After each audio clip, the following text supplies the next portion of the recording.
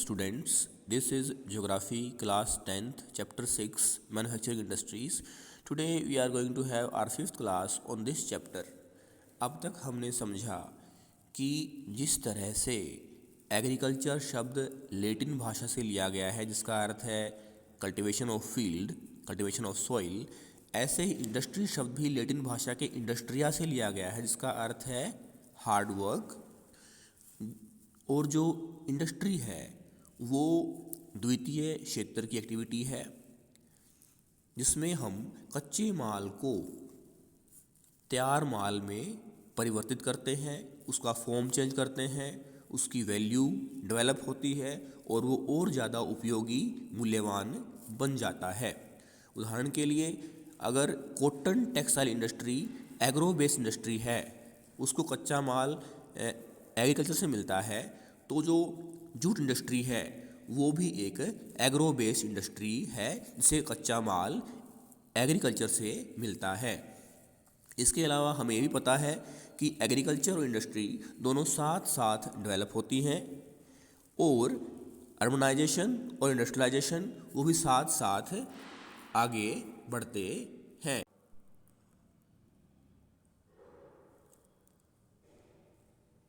Yes, jute textiles पटसन जो उद्योग है, इंडस्ट्री है, India is the largest producer of raw jute and jute goods and stands at second place as an exporter after Bangladesh. Most of the mills are located in West Bengal, mainly along the banks of the Hooghly River in a narrow belt. हमारे देश में जो पटसन है, जो कच्चा पटसन का उत्पादन है, वो दुनिया में सबसे ज़्यादा होता है। दूसरे शब्दों में हम कहेंगे कि भारत दुनिया का सबसे बड़ा पटसन का उत्पादक है। लेकिन अगर निर्यात की बात करें, एक्सपोर्ट की बात करें, तो हमारा स्थान बांग्लादेश के बाद दूसरा आता है, क्योंकि 1971 जब बांग्लादेश बना तब जो उद्योग थे पटसन उद्योग से जुड़े हुए वो तो भारत में रह जाते हैं और जो पटसन उद्योग से जुड़ा जो कच्चा माल है, जो एग्रीकल्चर है, वो पश्चिम बंगाल में चले जाते हैं। अगर पहली cotton textile mill successful Maharashtra में 1854 में बॉम्बे में शुरू हुई, तो पहली पटसन मिल कोलकाता के नज़दीक रिसरा में 1855 में आई। आज़ादी के बाद जूट जो मिल थी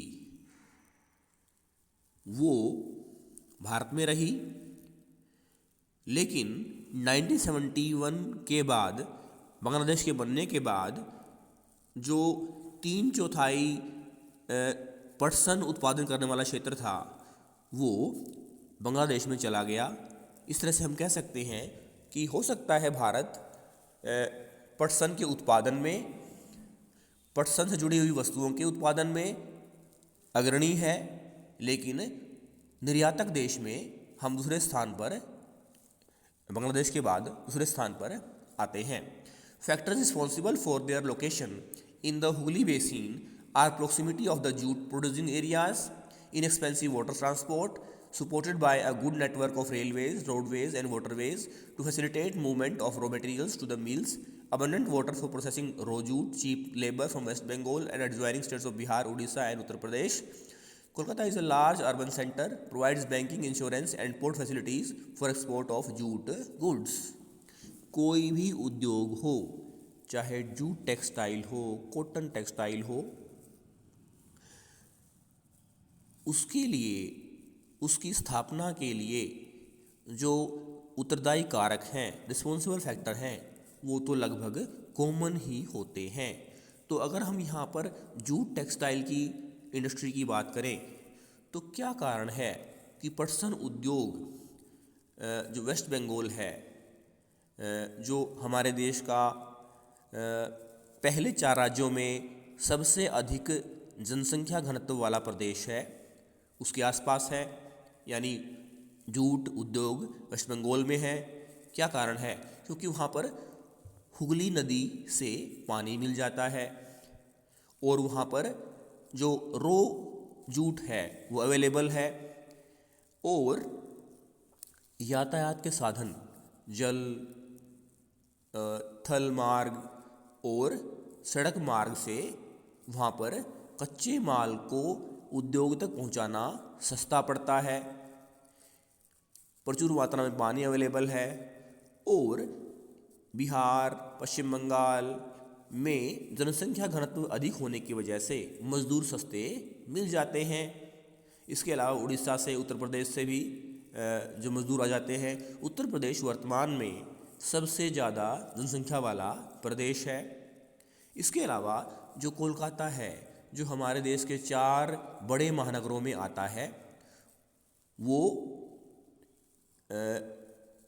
जूट उद्योग को बाजार उपलब्ध करवाता है, और जो सुविधाएं हैं बैंक से जुड़ी हुई, बीमा से जुड़ी हुई और बंदरगाह से जुड़ी हुई, वस्तुओं को निर्यात करने से संबंधी, ओवरसीज़ एक्सपोर्ट करने से संबंधी सुविधा है, वो भी यहाँ उपलब्ध है। Challenges faced by the industry include stiff competition in the international market from synthetic substitutes and from other competitors like Bangladesh, Brazil, Philippines, Egypt, and Thailand. However, the internal demand has been on the increase due to the government policy of mandatory use of jute packaging. To stimulate demand, the products need to be diversified. The main markets are the USA, Canada, Ghana, Saudi Arabia, UK, and Australia.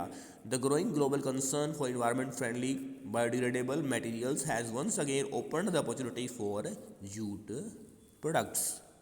अब अगर cotton textile industry के सामने चुनौतियां हैं, तो पटसन उद्योग के सामने भी चुनौतियां हैं। दोनों में कॉमन जो चैलेंजेस हैं वो है मशीनों को अपग्रेड करने की ज़रूरत। इसके अलावा जो कृत्रिम रेशा है, आर्टिफिशियल फाइबर है, सिंथेटिक फाइबर है, उसके साथ भी इन उद्योगों को प्रतिस्पर्धा करनी पड़ रही है। इसके अलावा अंतर्राष्ट्रीय बाजार में बहुत ज़्यादा कंपटीशन है, और कंपटीशन में कौन से देश हैं? बांग्लादेश है, जो पहला सबसे बड़ा निर्यातक देश है जूट और जूट गुड्स का। उसके बाद ब्राज़ील, फिलीपींस, इजिप्ट, थाईलैंड जैसे देश हैं। लेकिन जो जूट उद्योग है, जो पटसन है, जो गोल्डन फाइबर है, उसकी मांग आज भी हमारे देश के अंदरूनी भागों में है, क्योंकि सरकार की ये नीति है, ये पॉलिसी है कि लोग अधिक से अधिक पटसन से जुड़ी हुई वस्तुओं का प्रयोग करें, क्योंकि ये बायोडिग्रेडेबल है। ये पॉलीथीन की तरह तो नहीं है जो बायोडिग्रेडेबल नहीं है, जिससे पोल्यूशन फैलता है। तो इसलिए जो पटसन उद्योग है, जो पटसन है, उसकी जो इंटरनेशनल मार्केट है वो कहाँ है? यूएसए में है, कनाडा में है, घाना में है, सऊदी अरेबिया में है, यूनाइटेड किंगडम में है और ऑस्ट्रेलिया में भी है।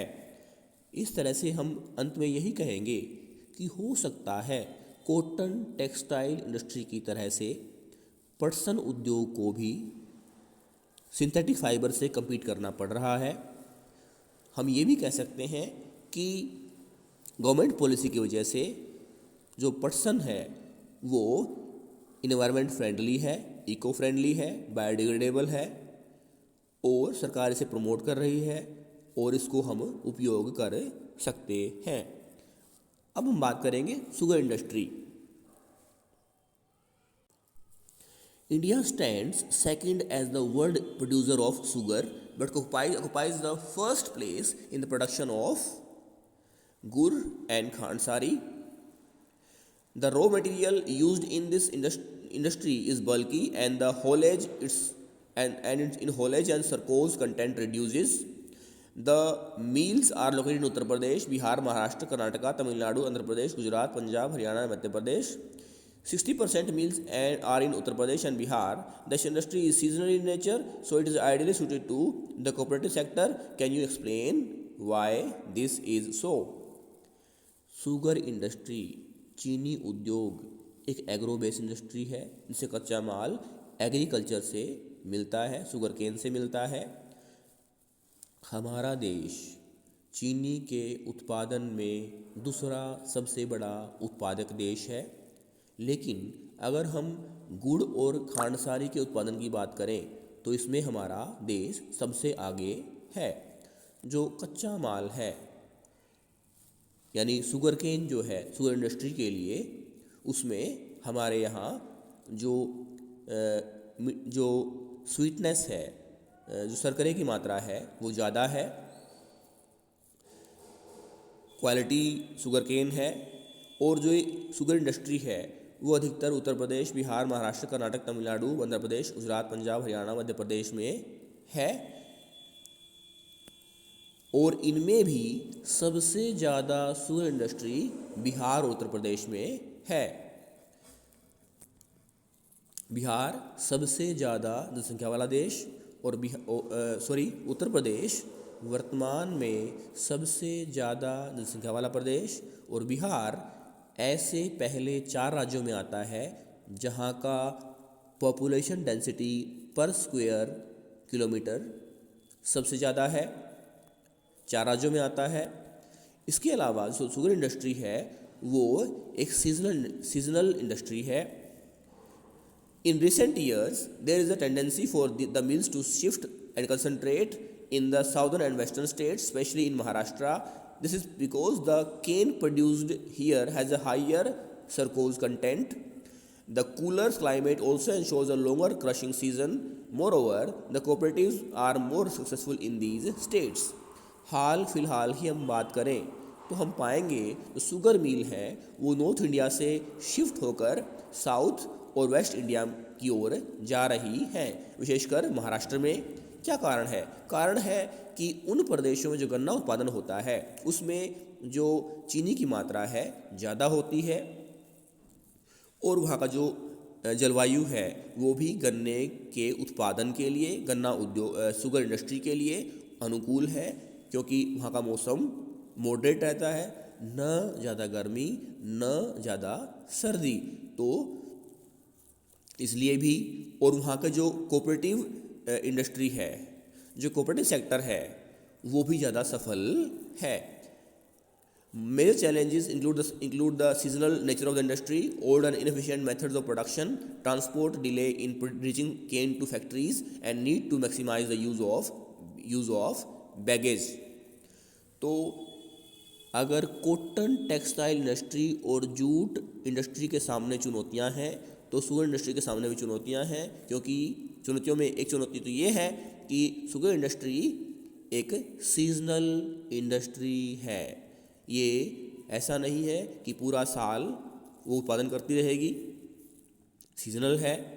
दूसरा, ये पुरानी है, इसमें कुशलता की इसे और ज़्यादा उत्पादन में कुशल बनाने की आवश्यकता है, और यातायात के साधनों को भी डेवलप करने की आवश्यकता है ताकि जो कच्चा माल है वो डिमांड लोकेल तक, सप्लाई लोकेल से आसानी से जल्दी पहुंचाया जा सके। कल हम बात करेंगे खनिज आधारित उद्योगों की। थैंक्स।